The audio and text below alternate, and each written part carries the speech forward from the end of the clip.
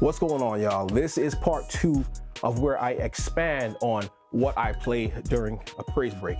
Now, this is what I call the 5 elements of a praise break. And I'm gonna get a little bit into that. But before I do, a quick announcement. Just wanted to let you know that the song tutorials that are on this channel that you see here where I teach songs will all migrate in about 2 days over to what I call Song Tutorials Academy. Now, for you to be a part of Song Tutorials Academy, you can join now. Absolutely free and for lifetime, but you got to head over there now before Friday's deadline. Friday at midnight, they will no longer be accessible to you. And I'll go ahead and I'll leave the link in the description if you want to check that out. So what are the 5 praise break elements? Let's discuss.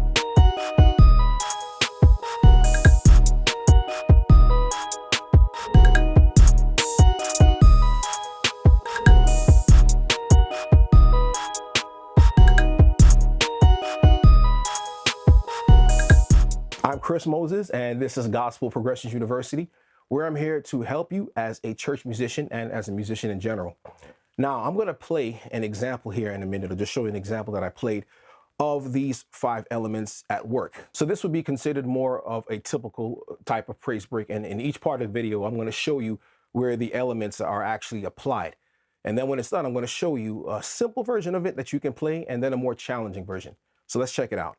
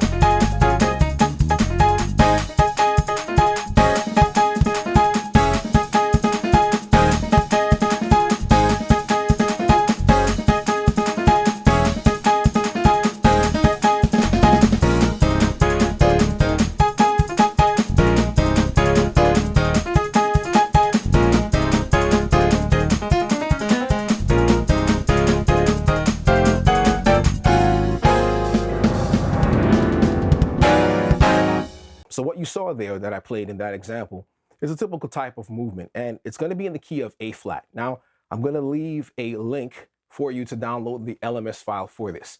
I'm not going to play it in all these because I get a lot of requests to play in this key and that key. You can go ahead, you can slow it down, the same exact thing what you see on the screen, except that it's in the key that you want to play it in, and better for you for the tempo that you'd like to hear it in. And you can slow it down to a turtle's pace and you can learn it. So it's an A flat, right? And what I'll do, I'll show you just quickly what it is in numbers. So your first, of course, number in the A flat major scale is going to be 1. 1 is a major, all right? We'll play from here. 1 is major. Your 2 is going to be minor, of course. 3 is going to be minor. 4 is major. 5 is major. 6 is minor, and 7 is diminished. So in this case, we're playing it in A flat. So the starting chords are going to be B flat, C, D flat, D, and E flat, or 2, 3, 4. Then we're going to sharpen the 4, all right, to play the D because it's outside of the key, and then 5 for E flat.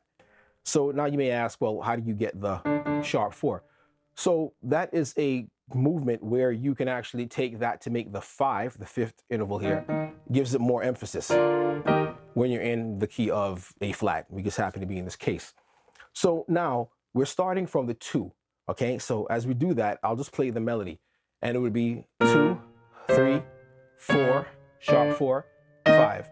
You're just repeating that, and that's going to be in your left hand, right? Simply, your left hand is B flat, C, D flat, D, and E flat. And the chords that correspond to that now are going to be, of course, your minor, okay? So you would think, well, chords 3 would be minor as well, but not with gospel. It's not going to be a minor. In gospel, the 3 is not going to be played in this type of style, in this type of progression as a minor chord. It's going to support 1 chord. So you have your 2 chord, which will be minor, and then your 3 chord is going to be actually the 1 chord, A flat, over that 3 chord. All right, your 4 chord is going to be a normal 4 chord. So when we get to the sharp 4 chord, you're going to have it diminished.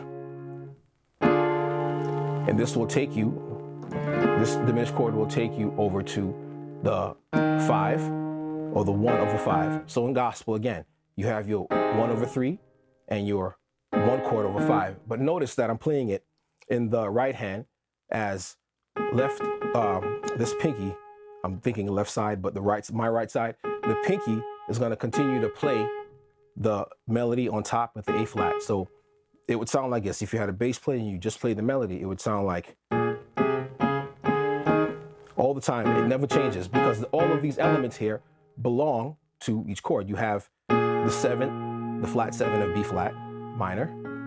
All right. And you have the, if you think of A flat as a triad, 1, 3, 5, you have the 1 over the 3. And then for D flat, triad again, you have the 5 over 1. Okay. And then for the D diminished, you have the flat 5.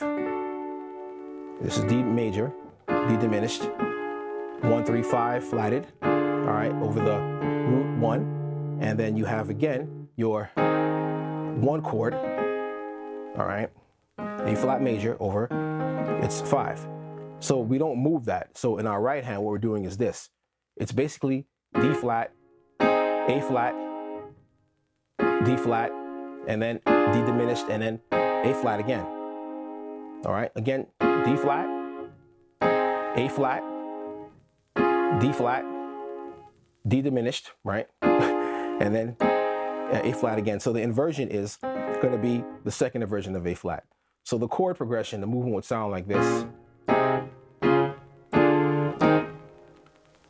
You might want to get tempted to kind of go to that E flat if you're used to playing everything diatonically. Diatonically is just exactly everything that's played in A flat, all the chords, and there's no sharps or flats, there's no accidentals. You're not playing anything outside of A flat. But we kind of changed some things. So everything is not diatonic. So now, as we do that, all right, just keep that, or you can keep your pinky or your ring finger. All right, let's try it with the ring finger, with the pinky. I don't think it'll work for me with the pinky because it's too close. But, yeah, no, I can't do that. It's way too close. But you can play it like this. I would play it like this with my ring finger here. All right. So now we have that part. Now, for the next part, what we can do is play in your right hand, A flat, E flat, A flat. All right, and we're playing it like this. We're not playing this full out chord like this. So you give your index finger a break. All right, you can either do this, but I like to do this because this is known as a power chord when you play the 1 and the 5 together. So it sounds more established and more solid, but it doesn't kind of give it away so much with the third. So I'll play the A flat, E flat, and then A again and double it, right? So you would have, after you do your walk up. So what I'm doing here is this. So 1 time on the F, all right? 1 time in the F, twice on the A flat, E flat, A flat chord, okay? And then now we come back. So 1, 2, 3, 4, 5. So if you think of it as 5, F would be the 1 time, A flat would be 2 and 3, and then the F again would be 4, and the E flat would be 5. So you got to do it in time though, it would help. I'm going to put the loop on and let's try to check that out and see what it sounds like with the loop on. So now we got the loop on, right? So you're playing the same thing again, all right? 3 and...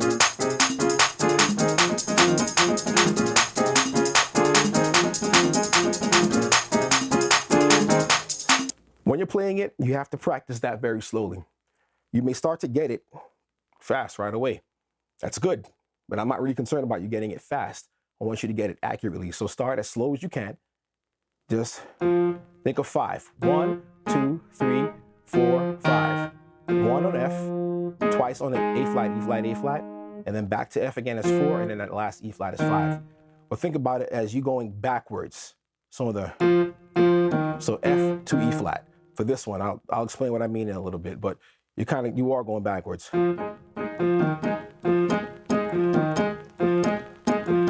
Practice that as slowly as you can, and then gradually bring up the speed. We can take that part up a little bit higher, almost like we would have like a horn section, right? So we're kind of gonna mimic it a little bit with the A flat on top. So we're going to invert those chords. Now, keep in mind, we're no longer staying here on the bottom. We still do have a melody. All right, and this is kind of like an organist trick where you just, just all the time, just kind of droning on this A flat here. That's from playing the organ, I guess. But keyboardists do it too. We do it as well. So what you can do now, we're going to do the same exact thing, but we're playing it in both hands, which might make it a little bit easier. So the melody, as with the bass line in the left hand, is going to go. So it's the same thing. We're not playing it like this. You can, but to make it sound fuller, you're going to now invert the chords and play the same melody on top, and but now the same chords are going to be inverted. So instead of playing this D flat chord here, we're going to move that and play. So it's going to sound like this in your right hand. All right, and then we could just now go again. B flat minor. So notice it's an inversion. We're inverting it once. Okay, so it's your first inversion. And then still keeping that melody on top of that C. All right, this is your second inversion with A flat. And then now we have the second inversion with D flat. And then we have this now, it's a new chord here. It's gonna be F diminished 7. So it's a 4-note chord. I do it like this because it's a lot easier for me to go from here, rather from here to here. It's easy because I'm accustomed to it. It might work for you if you did this, because really mechanically it's less movements. If you notice, the thumb, index finger, and ring finger can just move. You're really just moving these two fingers here. So if that's easier for you, you can do that. But for me, I can do this. But you can do this as well as in this. And then you have, okay? So it would sound like, yeah. So like I said, I'm used to it. All right, so let's put that all together now, and with the soundtrack. The end.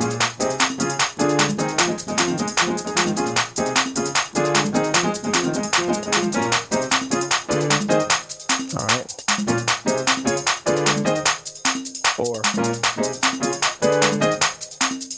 Now we understand that part. Now the next part, we're going to do the probably a little bit easier than the first one. So it's once with the F, right? And then twice with the A flat, E flat, A flat. But we're not playing it down here anymore. We're taking it up here because we're building up the intensity. So now we understand we're playing sort of a horn part. Instead of just playing just the melody here, we're bringing up the intensity with the melody. And because we're about to go into the next section. For the next part now, where we build up the intensity a little bit, we're going to do the same exact concept that I just showed you for the easier part. But now we're going to take the chords and expand on them a little bit more. We're going to go, what did I do here? We can do this, or rather this, the same thing in the right hand. But now we're going to take the left hand and make it a little bit more full. B flat, F, A flat, okay? So it sounds like,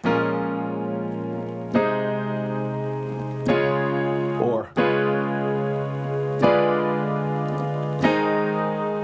all right, so again, I'll show you. Left hand, B flat, F, A flat, and then C, A flat, power chord, D flat, A flat, D tritone or D, A flat, and then again, a power chord with E flat and fourths and E flat and F. Okay, so our left hand. Right hand, it's going to be the same thing I just showed you. B flat minor, the first inversion. Okay, and then, so, right, it's A flat here. And then we go to the, from A flat over the C, we're going to go to the right hand. Yes, it's going to be F, A flat, B, D flat, right? And then we go to the tritone and play the full chord out, all right? So the same thing. And then we did from B flat to B. So,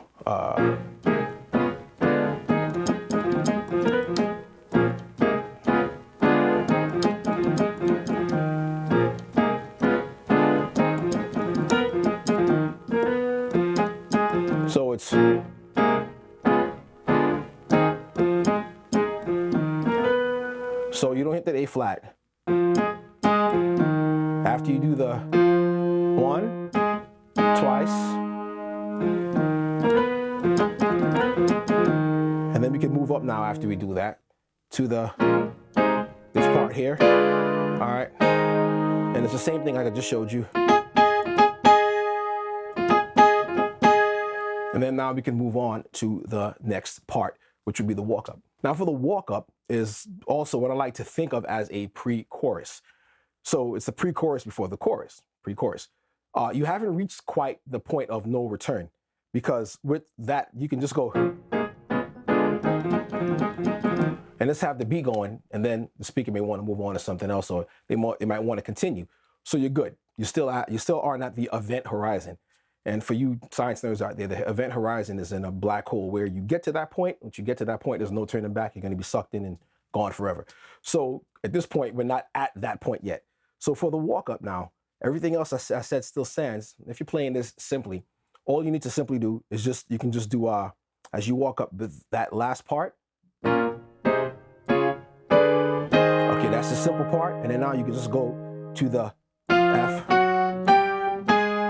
Just F, G flat, G, and A flat. So we know that we're still there, and we can kind of just stop on that A flat or break on that A flat, right? F, G flat, G, and then A flat. But if you notice something, notice that when we're playing this, it isn't just on a random time. It's going to be on 8 because it's a 4/4 time. 1, 2, 3, 4, 1, 2, 3, 4. We want it being played in 8s because the chorus where it starts, we'll see that it starts on 1, just on 1. What I mean is this: your B flat is going to be starting on the first beat. So if you think of it as a beat with, say, I want to say half notes, but I don't want to get too technical with the beats and the time.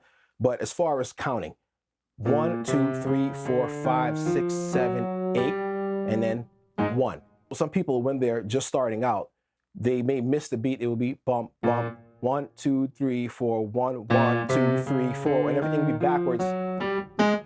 So they'll have to do that twice, and that's happened to me some years ago. So to avoid that, just think you're playing 8, and you're going to land on the first beat of the next bar on the 1. Okay, so it's my dog. So it's going to be, or 1, 2, 3, 4, or 4, 5, 6, 7, 8, 1. And that's where you want to stop. Okay, so that's for the simple part. So let's look at the more challenging chords. So it's still going to be the same chords up until when we get to, we're going to do the last 4 beats of the walk up. So the first 4 chords are the first 4 beats. 1, 2, 3, or 3, 4. All right, that's all the same. Or rather 1, 2, 3, 4, 5. I'm sorry, the first 5 beats. So 1, 2, 3, 4, 5, and now we're going to change a little bit. So now, if we're playing this without a bass player, and it's going to be a little bit more, we could do a little bit more challenging things. So without a bass player, because the bass player is going to go for F, G flat, G, and on A flat, what we could do with our left hand, we can play tritones. So your tritone as you walk up the, and now we can play the tritone for F, because we want an F dominant sound, right? Which would be A and E flat. We can take out the F. And then now the next chromatic step would be, of course, for G flat. So we play the tritone for G flat, the E and the B flat. So, all right. And then now that's beat 6. This would be 7 and beat 7. And this would be 8 before we get into the next measure. We play the F and B, or the tritone for G, okay? So it would be, on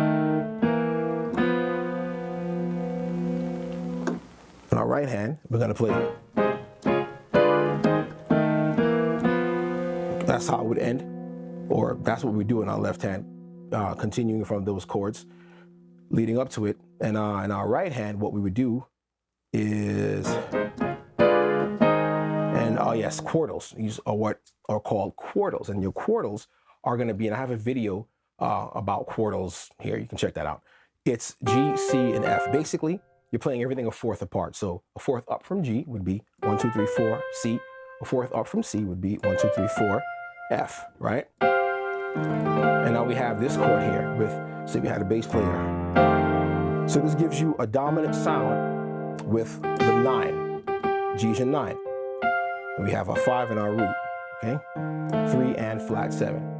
And this is how we would play it, and we just continue.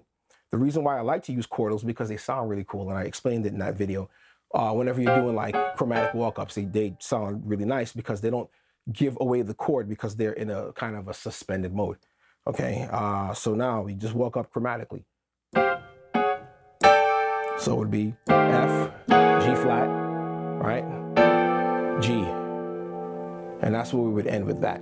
So that's the walk up. Now let's take a look at the next section. The main drive would be sort of like the chorus, all right, of the song, of the praise break. Now, this is probably the point of, this is definitely the point of no return, but this is probably the biggest Achilles heel to amateur musicians or people that are not well versed with the praise break. They, whenever the service gets exciting, they want to jump and beeline straight for the praise break, and just play and go right into it. I'm going to discuss that in another video. The next video I'm going to talk about is what I play before a praise break. So stay tuned for that.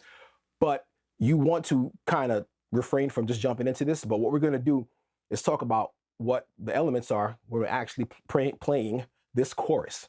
By this point, you've reached the point, past the point of no return. Now you're going to play the praise break. There's no stopping it for somebody to say we got to move on with the furtherance of the service. They're just going to go into it now. Now everybody's in, the whole band is in.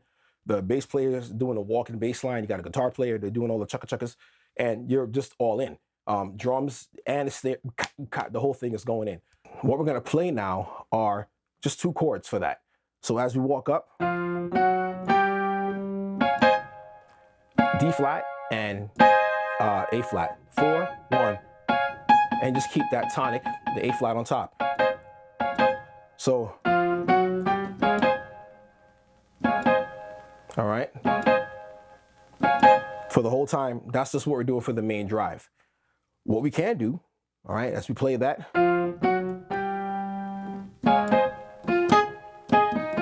we can do the same thing, all right? But now we're doing it backwards instead of doing, well, backwards from what we did. What I mean is we're playing because you can go either way. You can go, pay attention, you might not have noticed this, so.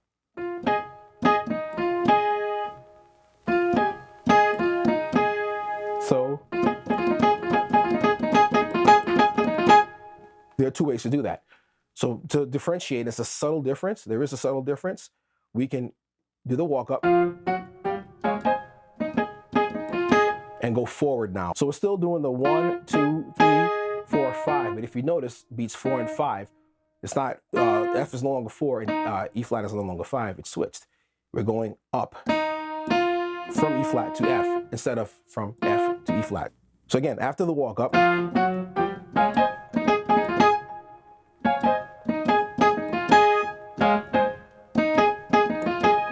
same chords as before, but we're going up from E flat to F. Now let's look at some more challenging chords for that. And you're just gonna do those same chords, but we're gonna add a little bit more in the left hand. So when I say challenging, most of this is gonna be done, you're looking at with your left hand. So as we walk up, we know what the walk up is. And now we just do same chords, but we're just extending that A flat again to make it sound thicker. D flat, all right, inverted, second inversion. 4 note chord, 1, 2, 3, 4, and then A flat. And you just repeat it in an octave. But in our left hand, it's G flat, B flat, D flat, F. So it's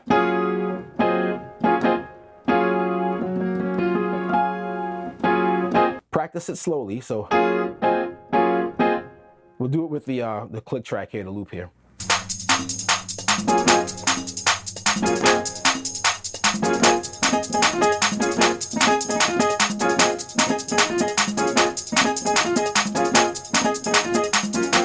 Left hand. Practice that. Practice it with me.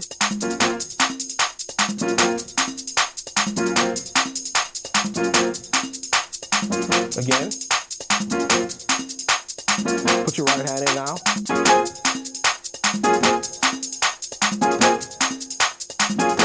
See? 2, 3, 4. And next time, we'll do everything together. And now.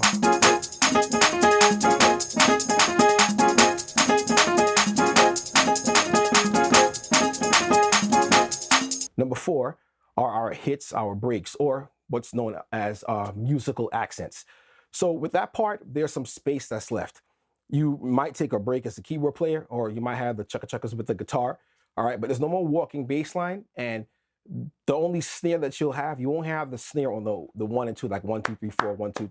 You won't have that so much. It'll be more like bop, bop, bop, sort of like what I did there in the video, but they're gonna be there just to make an emphasis on the hits and the breaks or the accents. So also, it leaves some room because there's some frequencies, some sound being taken away for like a speaker or somebody to say something, you know, or you might even have another solo instrument, you know, if you go that far with it. But it gives the music some room to kind of set up. So music is tension and release, tension and release. You give and you take, you give and you take, or you add and you subtract, add and subtract. If you have the same thing the entire time, it gets boring.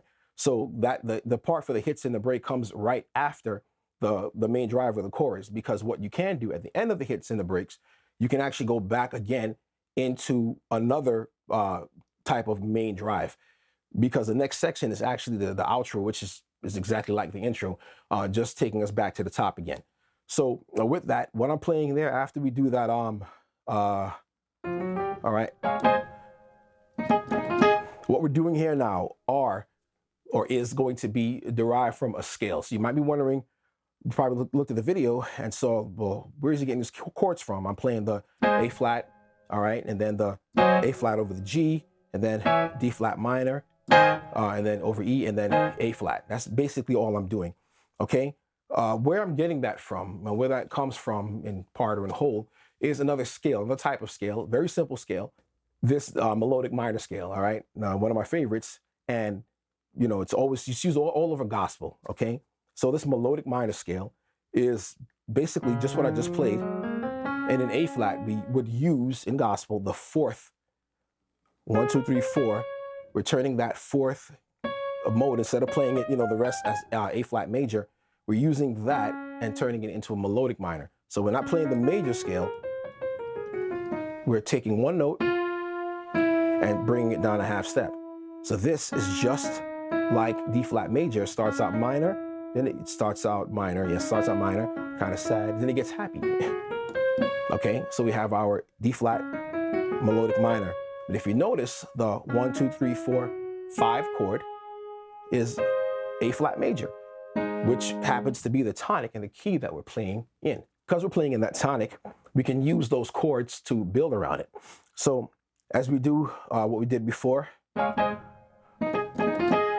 we do the same thing as before, we just do hits. We're going down our left hand, we can just go A flat, G flat, E flat, E rather, and E flat. If it helps you, think that you're playing in a new key. Okay, think that you're playing in the key of D flat minor if it helps you. So you're starting at 1, 2, 3, 4, 5. So it's 5, 4, 3, 2. And the chords is just 2 chords. Well, 3 chords. So yeah, you're gonna go, rather no, it's just 2. They're just 2 chords. So it's A flat, D flat minor, and then A flat. So 2, 3, 4, 2, 3, 4, 2, 3, and that's it. And the same thing you did previous. So oh,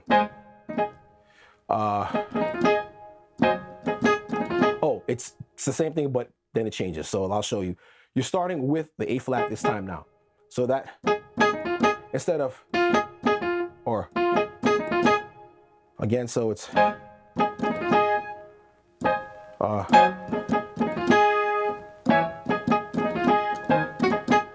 right. You could do that. Yeah, I would. So start off, then you can start off with the E flat, but it's fast. So you can either just go straight to the A flat or do the E flat.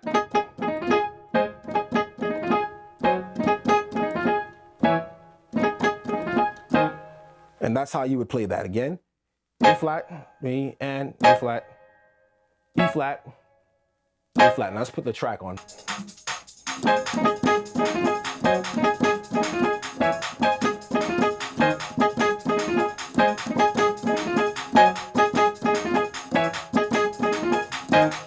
Same thing. Same thing as before. Or. So now let's take that and make the chords a little more challenging. So for that part, what we can do is the same thing that we did. All right. As before, we did. Yeah, it's not even. It might be a little bit easier than the part preceding this. So we'll just play. And then we do. So it's the same thing. We just do left hand is going to be A flat and E flat, right? Then we move down to the power chord in fourth, G flat and D flat. And then now we go to, we can do this as well, but I like this sound better. So, yeah, we can't do that. Yeah, but I prefer this. Okay, so again.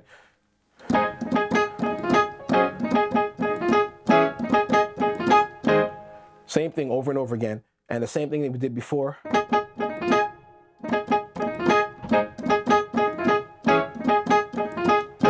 And now we're going to take it to the last part, which is the outro. The outro is like a final refrain, like a recap of what we did. Okay, and it's just like the intro. It's the beginning of it again. So as we do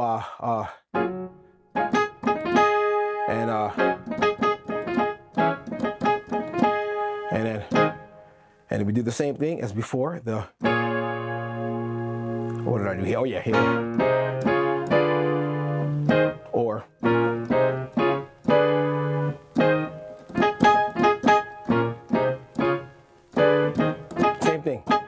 same thing. I'll do the more challenging part.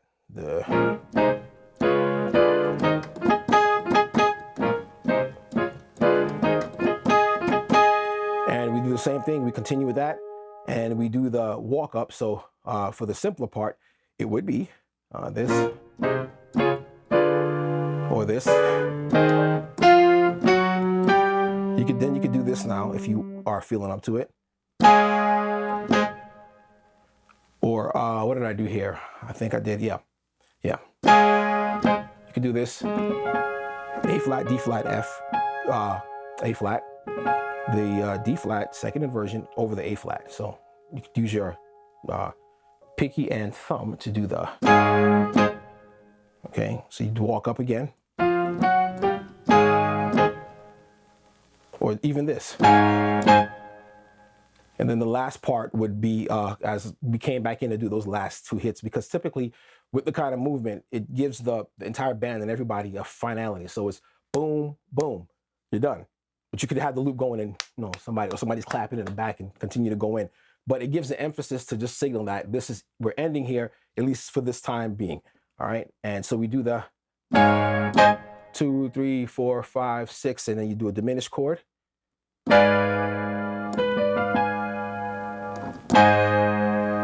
You could do this too.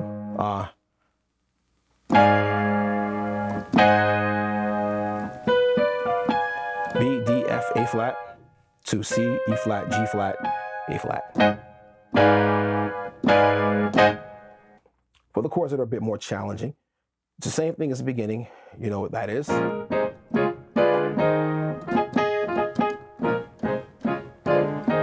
then we walk up.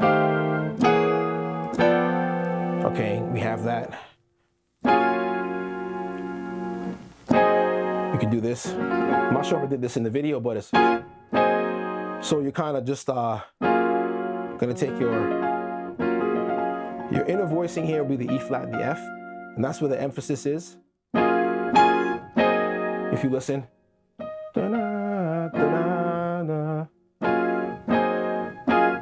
So right hand. Right. Your right hand, your left hand would be You can do this. Same thing as we did in the breakdown or the actual main drive chorus. G flat, D flat, D flat, F, and then go to G flat, B flat here, C and E flat. So 1, 2, 3, 4, and you can play A flat, E flat, G, B, D, F, A flat for that last part again. Your 5 praise break elements are going to be your introduction, and then you're going to have your walk up or pre-chorus, and then you have the main drive, which is your chorus. Then you have your hits and breaks or your accents, which acts like a bridge. And then there's the outro, which is a lot like the intro. And then we have our hits and we're done. I really hope you've enjoyed this lesson. And if you have and you want to expand your education on gospel music theory, then you can go ahead and download my free guide. I'll go ahead and I'll leave the link in the description. It's called What Do Pros Know That You Don't? God bless you, and I'll see you in the next video.